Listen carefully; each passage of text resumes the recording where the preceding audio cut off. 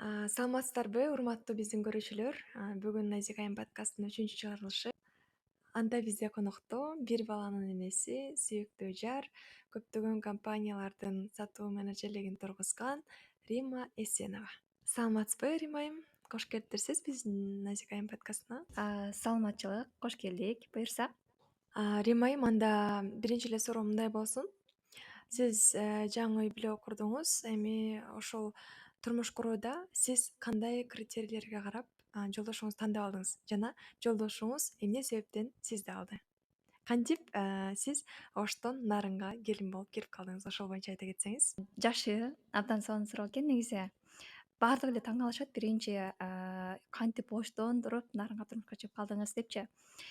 Негизи биз 2021 жылы баш кошконбуз. 15 күндө жолдошумду аябай сүйүп кошулуп кеткенбиз. Азыркы тапта кечээ күнү эле жолдошум менен бир жума мурун сүйлөшүп калдык. Анан эмне себептен мени тандап калдыңыз деп сурасам, жолдошум мени айтты. Сенин үч сапатыңа карап тандаганмын дейт да. Негизи турмушка чыга элек көпчүлүк кыздардын кулагына күмүш сырга катары айтып кетет элем. Биринчи эле кезекте жолдошум менин атамдын фанаты болгонум үчүн тандап алгандыгын айтты да. Анткени мен атамды аябай жакшы көрөм. Эмне болсо эле атам деп атамдын кызы болгон үчүн дагы бул келечекте атасын ушунчалык жакшы көрүп сыйлап жаткан болсо, демек мени да жакшы көрөт, сыйлайт деген позицияда мени тандап алганын айтты. Биринчиси ошол. Ал эми экинчиси болсо бизге мен дайыма башында эле жолдошума көрүнгөн экен, мени аябай уктуң дейт. Анан менин айтканымды кылгандыгың үчүн, мага баш ийгендигиң үчүн сени тандап алдым деген сөзү бар да. Жалпысынан ушул. Анан мен жолдошумдун эмнесине карап тандап алдым? Биринчи эле ал ушунчалык чечкиндүү болчу. Биз кышындасы болсок да, кышындасы баарын чечип мен үчүн колумду сурап алып кеткендиги себеп болгондугу үчүн. Негизи жолдошум аябай чечкиндүү болгон үчүн мен ошон үчүн тандап алдым десем болот. Экинчиси аябай ачык адам. Мен негизи кичинекейимден аябай түнт болуп чоңойгонум үчүн дагы атам баягы негизи кыз киши атасын көрүп анан ошого жараша тандап алат дейт го. Негизи көп жерде мен атам жооштук кылган үчүн мен жок, алдында тамак ашын алдырбаган адамга турмушка чыгам деп айтчумун. Ошол себептен дагы жолдошумдун ушул сапатын көрүп баалап тийдим. Сонун жооп болду, Римма айым.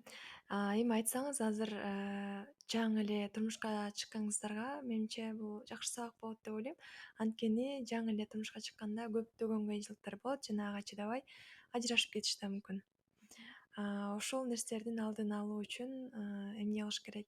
Же позитивдүү маанайда болуш керекпи? Же кандай стратегияларды колдонсо болот бул учурда? Туура айтасыз, Айдайым. Негизи көпчүлүк учурда мен өзүмдүн башыман өткөн гана окуяларды айтып жана башкаларга ошол боюнча гана бөлүшө алам, чынында да буга чейин. Биздин оюбуздан деле негизи 2,5 жылдык турмушубузда мен деле ажырашам го деп ойлодум. Андай учурлар болбой койгон жок, болду.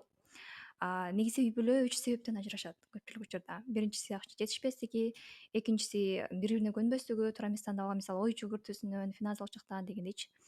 Үчүнчүсүнөн сменадан ажырашат да көпчүлүк үй бүлөлөр. Бизде үй бүлөбүздө акча жетишпестиги орун алды чындыгында.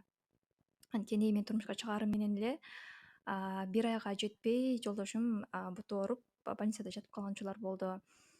Албетте Бишкекте баардык нерсе кымбат, билесиз, анан ошол нерсени көтөрүп кеткенге туура келип калды дегендейчи. Ошол эгерде аял киши өзү өнүккөн болсо, күйөөсүнүн мээсин жебей турган болсо, анан көпчүлүк учурда дайыма күйөөсү тарапта боло турган болсо, анда ал утушта деп ойлойм. Анткени бунун далили азыркы учурда жолдошум мени көрүп жаткан болсо, мен аябай ыраазычылыгымды айтам. Көп жерден коргоп кетет, мени сыйлайт. Ошол жагынан эмне себептен десем, айтат, убагында мага көргөзгөн ошол жашык амалдарың үчүн сага ыраазымын, мени дайыма угасың деп жакшы сөздөрүн айтып калат.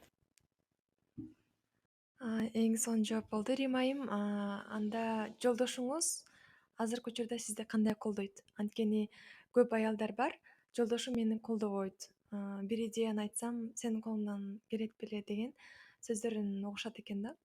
Ошол учурда же аялдар кандай жол tutуш керек? Ошол боюнча да айта кетсеңиз. Жолдошум мени колдойт. Негизи мен силерге экран артындагы көрүүчүлөргө айтат элем. Мен жолдошумдун ишенимине кирдим. Кантип? Башында мен укмуш сатчумун, баарын сатып коем десем, жолдошум такыр койчу деп койчу да.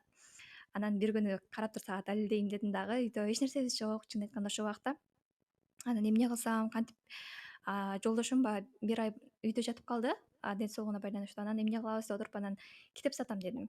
Өзүмдүн окуган китептеримди арзан баада сатам десем, ишенген жок, койчу каяктагын айтпачы деп анан ошол жерден далилдеп, 2-3 сааттын ичинде мен где то бир 3,5 миңдей акча кылгам да. Анан ошону көргөндөн кийин жолдошум кадимкидей мага ишенип: "О, Азамат, мен мыкты сатыш экенин эми ишендим" деп. Анан ошондон кийин мени колдоп баштады. Андан ары офис ачтык, бизнес ачтым. Такыр жумушубуз мындай: жаш үй бүлө катары квартирада жашайсың, басасың, турасың дегендейчи. Анан ошол учурда көптөгөн бизнестерди ачканымда дагы жолдошум мени биринчилерден болуп колдоп турган учурлары бар. Негизинен туура айтасыз. Бирөөнүн ишенимине кириш дагы өтө кыйын. Сөзсүз түрдө далилдеп, мен ушундаймын деп көрсөткөндөн кийин гана ишенип калышат экен. Демек бул эркектерде деле болот, бирок өзүңдү далилдебей өзүң үчүн бактылуу болуп жаша деген сөздөр да айтылат да. Албетте бул андан сырткаркы көрүнүш деп айтсак болот. Анан бул учурда аял киши эркектин потенциалын ачууда кандай роль ойнойт? Же болбосо эркектин акча табуусуна кандай жардам бере алат? Негизи эле аял кишиден көз карандыбы бул нерсе? Кандай олуттуу суроону бердиңиз, чын айтканда. Бул аябай глобалдуу тема, чын айтканда.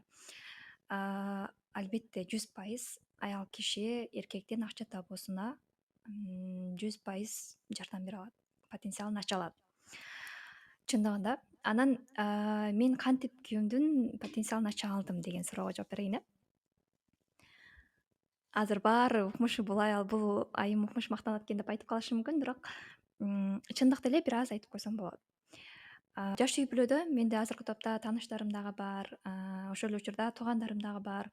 Жаңы турмушка чыгат дагы, бирок күйөөсүн эле наалып кечке үйдө отурат. Мага акча таап келбейсиң, балдарыма жардам бербейсиң, мону кылбайсың, тигини кылбайсың депчи. Бул учурда эмне кылат? Эркек тажайт.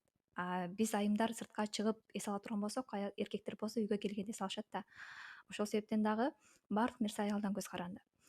Жолдошумдун кантип потенциалын ача алдым? Анткени башында жолдошум өзүнүн ушунчалык күчтүү экенин, колуна көп нерсе келе турганын чын айтканда билчү эмес.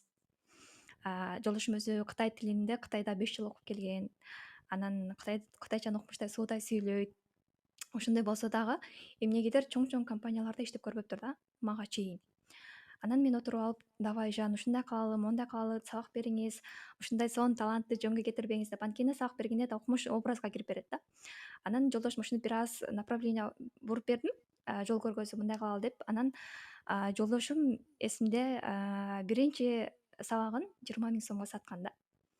Ал адамдарды бир ай, 2 ай окутту. Анан аябай сүйүнүп, "Сага ыраазымын, ушинтип дейин" депчи. Азыркы тапта чоң чоң компанияларда иштейт, Кытайдан инвесторлорду алып келет да. Айтор ушундай: күйөөсүнүн ийгилиги бул аялдын ой жүгүртүнө көз каранды. Мисалы, аялы кечке отуруп алып эле ал жок, бул жок дей берсе, анан потенциал дагы эмнеден ачылат? Мен ушул практика жүзүндө келген. Жолдошумду көбүнесе алдайм да. "Давай, Жан, мурда мындай квартирада жашай турган болсок, мен акыркы убактарда жолдошума жанагындай кымбатыраак квартира ачканга, өзүмө комфорт түзгөнгө аракет кылдым. Сиз ошондой эле квартираны төлөңүз, калганын болсо мен өзүм кылайын, мындай кылып жардам берейин" деп алдап чыгарып алам дагы, баардыгын өзүнө кылдырам да. Кийинчерээк мага айтып күлүп калат: "Сен мени алдап эле ушинтип кылдырып аласың" депчи. Качан аял көп нерсени каалап, көп нерсени өзүнө позволять эткенде, өзүнө жумшаганда анан күйөөсүнүн потенциалы ачылат. Аны каалайм, муну каалайм деп. Анан көпчүлүк учурда мисалы жолдошум кара жумушта иштейт, монтет, тигинтет, мен өзүм эч нерсени кылбайм, керек эмес деп отурган айымдар үчүн ал учурда жолдошунун акчасын аяп отура берсе, демек анда эмне? Жолдошунун потенциалы ачылбайт. Мен ушул нерсени айткым келет көпчүлүккө. Бул жакшы жооп болду. Анткени жолдошун аяган сайын эркек дагы эзилип, ошентип өзүн таппай калат экен. Өзүнө ишеними дагы азайып барат экен. Демек ар бир ийгиликтүү эркектин артында бир даанышман аял турат десек болот. Бирок мындай да сөздөр бар. Бир сөздөр эмес, мисал келтирейин. Аябай ийгиликтүү эркек, бирок үйүндө уруш болуп турат экен. Демек бул закон баардык жерде иштебейт экен. Мисалы үчүн, демек бул ийгиликсиз, демек мунун аялы жаман деген нерсе да болбойт экен. Бул демек ийгиликтүү, мунун аялы сонун деген нерсе да болбой калат экен. 50-50 дегендей. Бирок сиздер үчүн мен аябай кубанычтамын. Анда эмесе кийинки суроону айтсам, сиз кандай деп ойлойсуз? Үй бүлө менен жумушту бирге алып кетүүгө болобу? Эгер болсо, кандай стратегиялар же болбосо жөндөмдөр жардам берет? Негизи эки нерсе каралат да чындыгында. Мен боюмда болгондон кийин 9 айга чейин иштедим. Анан ошол учурда баса белгилеп кетчү нерсе, даже эми жакындарым эле эмне себептен ушунча жумушка кирип алдың, сага акча эле керек, баланын кереги жок деген сыяктуу оор сөздөрдү айтышты. Бирок бул нерсе мага керек эмес да. Эмнеге? Анткени аял качан өзүн өнүктүрүп баштаганда бул үй бүлөсү да өнүгөт, бала чакасы да өнүгөт. Ошол себептен дагы мен жумушту дагы үй бүлөнү да бирге алып кеткенге аракет кылдым. Жолдошума мендеги артыкчылык болгон мүнөздөр: мен дайыма бир нерсени, жаңы нерсенин болушун каалап турам да. Эгерде үй бүлөсү бар турган, жаңы турмуш курган айымдар болуп аткан болсо, мен сөзсүз түрдө айтам, өзүңүздөрдүн үстүңүздөрдөн иштегенге аракет кылыңыздар. Ушул жерде мен айта кетчү нерсе, чындыгында жолдошумдун колдоосу ушул жерде дагы чоң роль ойногон экен. Анткени мен үйдө болсом депрессияга учраганын билет ал. Баламды жаңы төрөгөндөн кийин 15 күн үйдө болуп калдым. Ошол учурда дагы бар чыгып иштечи деп мени чыгарып койгон да. Анан үй бүлө менен, карьера менен үй бүлөнү бирге алып кетиш чындыгында кыйын. Эркектер кайсыл учурда чарчайт? Сен аябай напряженный болуп отурган учурда эркек сенден энергия алайын деп келсе, сен энергия бере албай калсаң, ошол учурда чарчайт экен да. Мен бир момент болгон, өзүмдүн 3-4 проект алып алып, ары бери журкап, бери журкап айтор үйгө келгенде жолдошумдан мурун өзүм чарчап, үйүм да жыйнап эмес, тамагымды да жасап эмес болуп калган учурлар болуп калган. Анан жолдошум айткан: «Рима, сен ушунчалык эле көп акча тапканың мага керек эмес. Сенин аз акча тапсаң дагы бир жерде жакшы иштеп, үйүмдү карап, баламды карап отурсаң деле ошол мага жеткиликтүү» деп айткан сөзү мага аябагандай тийген. Анан ошондон кийин баардык проекттеримди ордуна коюп, азыркы тапта өзүмдүн үй бүлөмө дагы, жумушума дагы бирдей убакытты ажыратканга аракет кылам. Сиздин жолдошуңуз колдоп, коштоп, сизге жардам бериптир, поддержка кылыптыр. Эми ушул учурда бала тарбиясына келсек да, сиз сыртка чыктыңыз иштегени, балаңыз калды. Бул учурда айтышым мүмкүн да, бала тарбиясы эмне болот? Аял киши деген үйдө баласын тарбиялап отурса, мээрим төксө, бала жакшы өнүгөт деп. Буга сиз кандай көз караштасыз? Негизи бала тарбиясы калып кетпейби сыртка чыкканда жумуш менен? Туура айтасыз, Аида. Негизи бул нерсеге мен альтернатива көз караштамын. Анткени ортодо, мисалы, үйдө отуруп алып деле бала тарбиясы менен алек болуп, жолдошумдун тапканын жеп, анан колдоп үйдө отурсам деле болот негизичи. Бирок сыртка чыксам, мен эмне кылып бере алам балама? Мисалы, ушул ойлондурат да. Эртеңки күнү балам мага окшоп мен кийим алышым керек, тамагымды тойгузушум керек, мен ата-энеме жардам беришим керек деп дагы да ошол жумуш иштеп акча табышын каалабайм. Эмнеге? Анткени мен эртеңки күнү балам чоңойгондон кийин ал сөзсүз түрдө жогорку нерсени ойлонуш керек. Кийим, тамак, бул нерсе даяр болуп турса, ал балам кийин эмнени ойлонот? Чоң ачылыштарды ойлонушу мүмкүн. Балким мамлекетибизге кандайдыр бир мамлекетибизге жардам бере ала турган кандайдыр бир нерсе, бизнестерди алып келиши мүмкүн деген сыяктуу да. Айтор чоң учёный болушу мүмкүн дегендей. Ошол себептен дагы мен азыр ошол балдарымдын келечегине камсыздай турган финансылык подушкаларды даярдап койсом, алар кийин келечекте жакшы бир адам болуп, инсан болуп чыгышына мен аябай тилек кылам да. Туура айтасыз, Рима айым. Анткени баардык жакта эле орто ченди табыш керек. Альтернатива албетте табылат. Эне кандай үлгүлүү болсо, баласы дагы менин апам деп үлгү алып, сыймыктанып жашаш керек кийин. Сиздин оюңузга мен кошулам. Анан өзүңүздүн дагы жеке үй бүлөңүзгө келсек, ар бир эле үй бүлөдө уруш болбой койбойт. Ошол конфликт болгон учурда ким биринчи кечирим сурайт же болбосо кандай кылып ошол конфликтти жеңип чыгасыздар? Өзүңүздүн бир лайфхактарыңыздан бөлүшө кетсеңиз. Негизи туура. Биздин үй бүлөдө деле ушул аралыкта уруш болбой койгон жок. Болду. Анан биз кантип жеңип чыгабыз? Башка үй бүлөлөрдөй эле ал от болгон учурда мен суу болом, мен суу болгон учурда ал отураак болот дегендейчи. Айтор болушунча чоң конфликтке алып барбаганга аракет кылабыз. Анан Мен көбүн эсе сүйлөбөй коем эгерде бир нерсе боло турган болсо. Андан дагы суранам. Мен сүйлөбөй койгон учурда сиз мага келип алып сүйлөңүз деп айтпаңыз депчи. Анан эртеси күнү мен туура эмес кылган болсом биринчилерден болуп кечирим сурайм. Анан ошондон кийин ал дагы кечирим сурайт, айтор биздин үй бүлөдөгү эң жакшы жерибиз бул бири бирибиздеги баалуу нерселерди көрө алуубуз. Анткени ал айтат, эгерде мен түшүнгөнүм, аны дайыма колдоп турганым ага жага турган болсо, ошону мага ачык айтат. Мен дагы анын күчтүүлүгүн, биздин багыш үчүн ушундай чоң чоң жумуштарды кылып жаткандыгын чарчап, ошолорду баса белгилеп айтам. Бизде эң чоң бир лайфхактардын бири ушул. Жашырбайбыз. Анан эң жакшы жери бул ошол уруштун болтурбоосун алдын алуу. Эгерде мүмкүнчүлүк болуп жаткан болсо, анда сөзсүз түрдө айтат элем, кандай конфликт болсо дагы ошону отуруп алып сүйлөшкүлө депчи. Анткени истерика менен эч нерсени чече албайсың. Жолдошум да Кудайга шүгүр деп айтам, Аллахыма миң мертебе шүгүр, осознанный адам да. Анан дайыма мага келип айтат: "Рима, кичинекей кыз болбо, чоң кыз бол, кел" деп. Мен аябай ыйлаа кызмын. Анан бир нерсе болсо эле эки көзүнүн жашын агызып эле ыйлап отуруп калам. Ошол учурда да келип айтат: "Кел экөөбүз чоң взрослый адам катары сүйлөшөлү. Сага эмне жакпай атат, эмне болуп атат" депчи.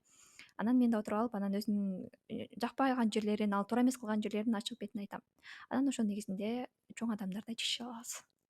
Жообуңуз үчүн чоң рахмат, Рима айым. Менимче бул сиздин жообуңуз биздин кээ бир айымдарга жетти деп ойлойм жана өзүңүздөргө пайдаланышыңыздарды каалайбыз.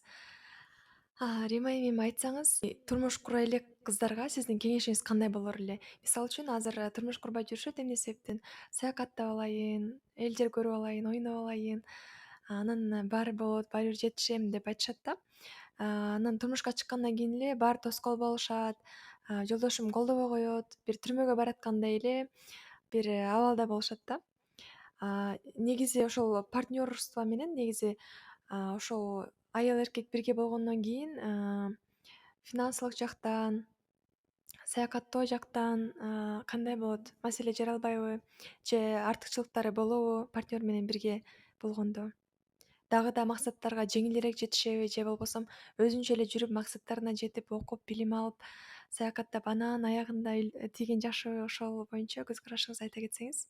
Ооба. Азыркы тапта коомдо эки ой бар Биринчиси күйөө тийбей кое турайын, кийинчерээк деле тийсем жетишем деген сыяктуучу.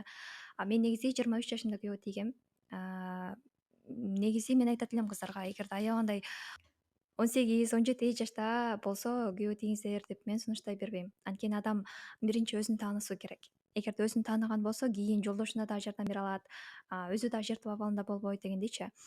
Анан карьера боюнча айта турган болсом, албетте жеңил. Анткени мурда менде проблема тиги барыш керек, буга барыш керек, муну эмне кылам, квартплата келип калды, тамак ашыма, кийимиме деп жүрө турган болсом, күйөө тийгенден кийин баарын сен үчүн күйөөң кылып берет. Ошонусу мага аябай жакшы. Анан негизи айтат го, эгерде сен күйөөгө тием десең, анда максаты бар адамга эмне кыл дейт? Күйөөгө тий дейт да. Сен максат коюшуңдун кереги жок, ошол күйөөң максат болсо, ошол менен сага жетет депчи. Анысыарындай мен максаты бар адамга турмушка чыкканмын. Кудайга шүгүр, азыркы тапта жеке бизнестерди ачтык экөөбүз. Алдыда бизге керектүү жарактарды алуу планыбызда бар.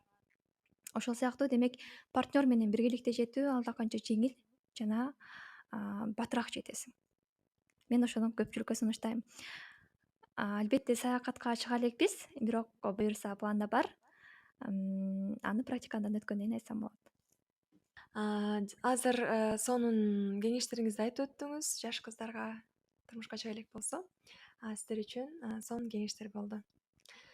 Эми айтсаңыз, биз азыр резонанс жаратып жаткан жаңылыктарды көрүп жатабыз. Казакстанда кандай болуп жатат, Кыргызстанда кандай болуп жатат. Турмушка чыккандан кийин чыдап жаша, сабыр кыл, сенин жолдошуң деп эле кыздарды калтырып коюшат турмушка чыккандан кийин. Ажырашпайсың дейт, анан зордук зомбулукка чыдап жашап жүрө беришет. Эгер сиздин бул резонанска же ушундай зордук зомбулукка ой пикириңиз болсо, азыр айта кетсеңиз болот. Туура айтасыз. Негизи мен буга ой пикиримди айта турган болсом, эмне себептен аялды урат, согот да, зомбулук кылат? Анткени ал жаш кыз эрте эле турмушка чыгып алган, күйөөдөн кете турган болсо, ал эч жерге барып иштей албашы мүмкүн. Айтор ушундай нерседен коркот дагы. Ал эмне ошол зомбулукка чыдап жашай берет да. Бирок ушул нерседе чоң бир минус бар. Эгерде ал иштеген адам боло турган болсо же болбосо ажырашып кеткенден кийин же өзүнүн жумушу боло турган болсо күйөөсүндөгү жана өзүндөгү бир коронаны чечпейт дагы, натыйжада эмне кылышы мүмкүн? Ажырашууга алып келиши мүмкүн да. Ошол себептен дагы мен айымдарга айтат элем ортолукту сактаса депчи. Иштесин дагы, бирок ошол эле учурда үйгө барганда коронасын чечип кадимкидей күйөөсүнүн баш ийсин дегендей. Андан сырткары зомбулукка чыдабаш керек. Чыдаган менен чыдабаш керек деп туруп мен аны ажырашууга түртүп жаткан жокмун. Болгону өзүн өнүктүрө турган болсо, ээлүү-келүү аялдан да көп нерсе көз каранды. Ошол себептен дагы бул нерсени алдын алыш үчүн биринчи кезекте аял өзү өнүгүш керек. Финансылык жактан болсун, моралдык жактан болсун, психологиялык жактан болсун. Мен көпчүлүк айымдарга мына ушул нерсени сунуштаймын. Өзүңүздөрдү өнүктүрүңүздөр болушунча. Качан сиздер өнүгүп баштаганыңыздарда анан жолдошуңуздар дагы сиздер тарапка өнүгүп баштайт. Демек, сиздин оюңуз боюнча аял киши турмушка чыга электен мурун өзүнүн бир жеке иши болсо, өзүнүн ким экендигин жакшылап тааныса, андан кийин гана турмушка чыгууга болот. Анткени ажырашып кете албаганын дагы бир себеби, ошондой зордук зомбулукка чыдап жашоонун бир себеби эмне кылам, мени ким багат, балдарымды ким багат деген ойдагы кыйноосу мүмкүн. Ошол себептен жумушту дагы, үй бүлөнү дагы алып кеткенге баарыңыздарды чакырабыз. Бирок ошол сиз үй бүлөнү дагы, карьераны дагы алып кетсе болот деп айттыңыз. Бирок ошол алып кетем дегенде көптөгөн кыйынчылыктар болушу мүмкүн. Ал нерсе сизде да болсо керек. Сиз ал кыйынчылыктарды кандай кылып басып өттүңүз? Ошол боюнча кененирээк бөлүшсөңүз, балким азыр угуп жаткан айымдарда ошол көйгөй болуп жаткан болушу мүмкүн. Ушул сөздөрүңүз балким сиздин окуяңыз балким азыркы айымдарга жардам болот. Кыйынчылык сөзсүз түрдө болот. Анткени жана үйүң жыйналбай калышы мүмкүн, тамак убагында даяр болбой калышы мүмкүн да.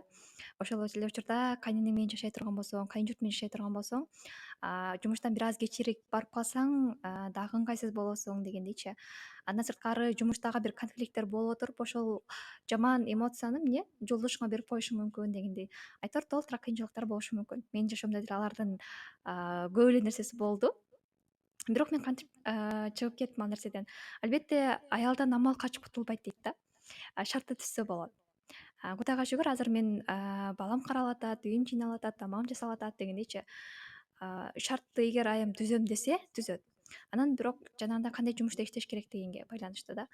Эгерде айымдар өздөрүн өнүктүрө турган, карьералык рост боло турган болсо гана ошондой жумушка иштесе жакшы, сунуштайм. Ал эми жанагындай физикалык күчкө салынган жумуштар боло турган болсо, тилекке каршы ал сизге дагы, тилекке каршы үй бүлөңүзгө дагы бир аз кыйынчылык тудурушу мүмкүн.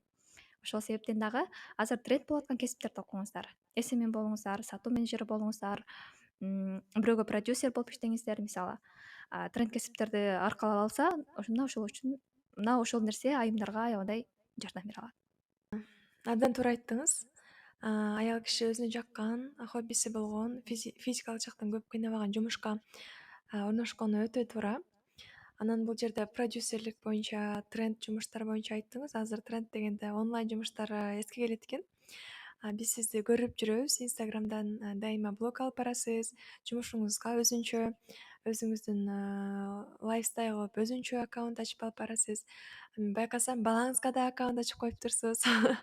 Аябай кыйын айым экен деп баа берген бизге. Анан блог алып баруунун мааниси канчалык чоң азыркы айымдарга? Негизи аны баары алып бара алабы? Анын пайдасы барбы? Мисалы үчүн айтышы мүмкүн: менин үйүм жөнөкөй эле, мен эмнени тартмак элем, балам кечке ыйлап жатса, үйүм жыйналбай жатса, жетишпей жатсам кайдагы блог деши мүмкүн да. Сиз аларга эмне деп айтар элеңиз? Блог алып баруудагы эң бир жакшы нерсени айтайын бизге. Мисалы мен лайфстайл блогер болгондуктан дагы өзүмдүн элементарный бир кээде отурам, аябай мындай кыйналып, үй жыйнагым келбей, чарчап калам да. Бирок ошол учурда камераны жандырам тиги жерге. Анан билбейм эмнегедир шок пайда болот дагы үйүмдү бат-баттан жыйнап коем. И ошону монтаждап туруп бирөөнүн постко же болбосо дагы бир нерсеге салып койсом, ошол нерсе эмне башка бирөөнүн жыйнаасына шыктандырат экен да. Айтор блог алып баруу мына ушул. Блог алып баруу менен бул азыркы 2023 жылдан тарта бул нерсе качан бул дүйнөдө интернет өчүп калмайын бул нерсе жүрө берет. Демек муну убагында эмне кылышыбыз керек? Өзүбүзгө колго алып үйрөнүп алышыбыз керек. Балама да аккаунт ачып койгом, анткени эртеңки күнү ал нерсе керек балама дагы. Бизге мен кечээ апама айтып атпаймынбы: "Апа, мен канча сантиметр болуп төрөлдүм, канча килограмм болуп төрөлдүм. Мен биринчи ата дедимби, апа дедимби?" деген суроолорду айтсам, "Ой, кызым, билбейм аларды" дейт да. Анан апам айтып: "Ошолорду жазып койсоңуз азыр мага кызык болмок да" десем, "Кайда" дейт. Ошол сыңары эртеңки күнү балам чоңойгондо да өзүнүн кичинекейинен баштап эмне көрүүсүн каалайм. Анан жана айтып кеттиңиз, чындыгында блог алып барууда сиз айткандай эле элементарный бир кыйынчылыктар болот да. Баласы ыйлап калышы мүмкүн же башка болушу мүмкүн. Мен сөзсүз түрдө айтат элем айымдарга: эгерде блог алып бара турган болсоңуз, албетте бийлеп чыкпаңыз. Же болбосо бир жаман нерсени үгүттөп чыкпаңыз да. Сөзсүз түрдө пайда боло турган болсо бул аябындай пайдалуу. Азыр 2ден 1 адамдын ичинде даже баардык эле адамда эмне телефон бар да. Анан мен устаздарымдан сурагам. Ушундай мен эмне кылсам болот деп. Биринчи блогум араб тилин алып баруу боюнча кеткен да. Анан кандай болот десем, эгерде сен айтып жатканың, сүйлөп жатканың айымдарга пайдалуу болот аткан болсо, демек алып барсаң болот деген жоопту уккам. Ошол себептен дагы албетте пайдалуу нерсе бул эгерде сиз ошол блог аркылуу бирөөнүн өзгөрүлүшүнө себепкер болуп атсаңыз, бул дагы бир жеңиш. Рим айым, азыр жоопторуңуз баары эле так, өтө түшүнүктүү болуп жатат. Менимче экран артындагы айымдарга дагы пайдалуу болуп жатат деген үмүттөмүн. Ошондой эле акыркы суроону бере кетейин сизге. Үй бүлөңүздө кандай традициялар бар же ритуалдар бар? Мисалы үчүн бирөө тойго барып эс алып келебиз бул күнү, 5-күнү ар дайым бул тамакты жасайбыз, же болбосо китеп окуу саатын кылабыз дегендей болушу мүмкүн. Же болбосо алдыда кандай традицияларды үй бүлөбүзгө киргизебиз деп жатасыздар, ошол боюнча айтсаңыз, анткени бул баарына кызыктуу болсо керек, э? Биздин үй бүлөбүздө традиция бар. Негизи жолдошум карыз алганды аябай жаман көрөт. Анан ошол себептен дагы бизде эгерде бир туулган күнүбүзгө же болбосо майрамдарга белек бере турган болсок же кубантууну кааласак, анда эч убакта биз ошол нерсени карызга албайбыз. Канча акча болсо дагы ошол акча менен эмне кылабыз, анын көңүлүн алабыз да. Бизде ушундай бир жакшы традиция бар: эч кандай эч качан карыз албашыбыз керек белек үчүн. Андан сырткары сөзсүз түрдө бизде кечкесин келгенден кийин 1 саат кол урашып сүйлөшүү, балабызга болушунча келгенде кээде телефон чукулап ушинтип отуруп калабыз жумуштар менен. Бирок сөзсүз түрдө балабызга 1 саат ойноо ал менен. Анан бизде буга чейин финансыны жолдошум кармачу. Азыр ошол жаңы ритуалга өтүп баратабыз. Уже мен кармашым керек болуп калды. Четко бүт баардыгын эсептеп, жолдошум только таап келүүчү. Мен болсо буюрса бөлүштүрүүчү болом. Рим айым, сиздин жоопторуңуз бизге пайдалуу болду. Өзүмө дагы жаңы инсайттарды алдым. Ойлойм, бул подкастыбыз көп айымдарга жагат жана пайдалуу болот. Анан бизге алтындай убактыңызды арнап келип бергениңиз үчүн чоң рахмат, ыраазычылык билдиребиз. Анан айымдар, эгер сиздерге жакса, бул подкастты бөлүшүп, комментарийге жазып, лайк басып, бизди колдоп коюңуздар. Кийинки подкасттан көрүшкөнчө. Всё. Айда.